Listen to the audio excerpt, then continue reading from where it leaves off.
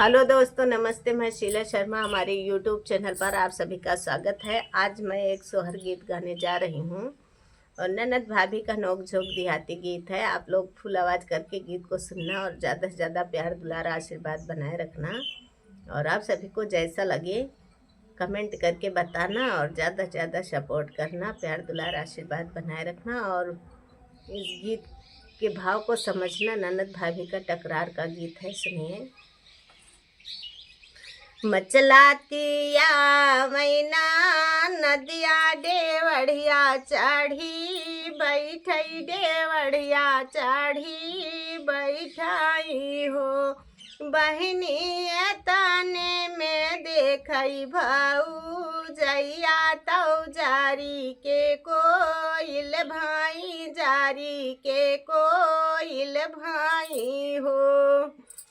ननदी के करे बोलाए तू ही आयु, डेवढ़िया चढ़ी बैठू, डेवढ़िया चढ़ी बैठू हो। भौजाई पूछती हाँ के करे बोलाए आऊ है। अब ननद काऊ कहती हैं, आगे आगे आवै मोर बीरन मातो पीछवा भायन, मातो पीछवा भायन माऊ हो। भौजी भैया के बोलाए हम आयन, डेवढ़िया चढ़ी बैठो, डेवढ़िया चढ़ी बैठने हो। काउलाइया उना नदिया हमका तो काऊ बीरन खातिर, काऊ बीरन खातिर हो। ननदी काउलाई आऊ मोर लालनवा के डेवढ़िया चढ़ी बैठू, डेवढ़िया चढ़ी बैठू हो।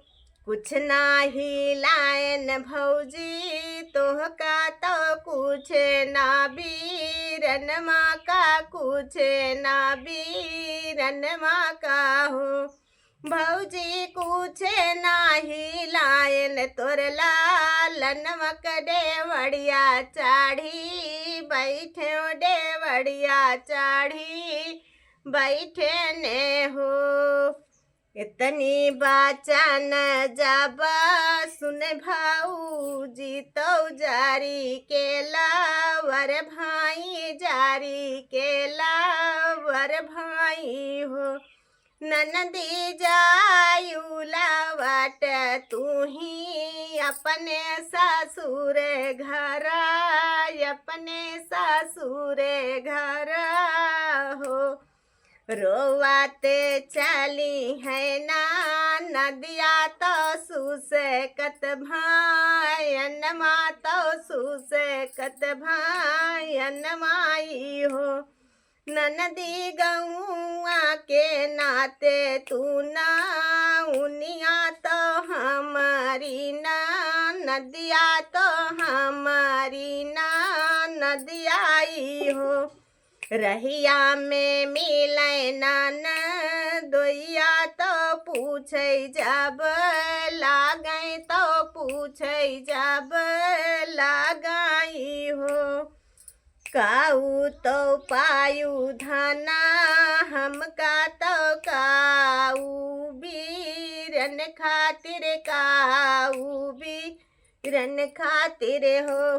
काऊ तो पाऊ धना हमका तो काऊ लालन खातिर, काऊ लालन खातिर हो।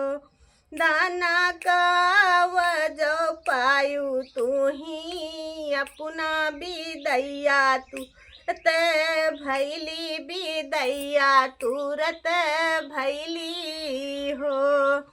कुछ नाही पायन तो है बिना कुछ ना लालन, बिना कुछ ना लालन बिना हो। राजा कुछ नाही पायऊ मैं अपना भी बिदैया तुरत भैली, बिदैया तुरत भैली हो। लैली हूँ चैन सी कड़िया लालन बिन गोड़ा हरा, लालन बिन गोड़ा हराई हो। रानी लाई ना ले तू माथे कई कांगन नहीं हार ताज देती नहीं हार ताज देती हो। रानी लैना दे ले तू हाथे कई कांगन नहीं हार ताज देती नहीं हार ताज देती हो। नहीं ले बचैन सी कड़िया लालन बिन गोड़ा हरा, लालन बिन गोड़ा हराई हो। राजा नाही ले बैसोने कई कांगन नहीं हरवा नाही तजबै, नहीं हरवा नाही तजबाई हो। राजा जब बड़ा होई है भतीजवा हमारे घर आई है, हमारे घर आई है हो। राजा बुआ बुआ कही के बोलई है, बिसारी सब जई है, बिसार सब जई है हो। कमेंट करके बताना दोस्तों कैसा लगा गीत।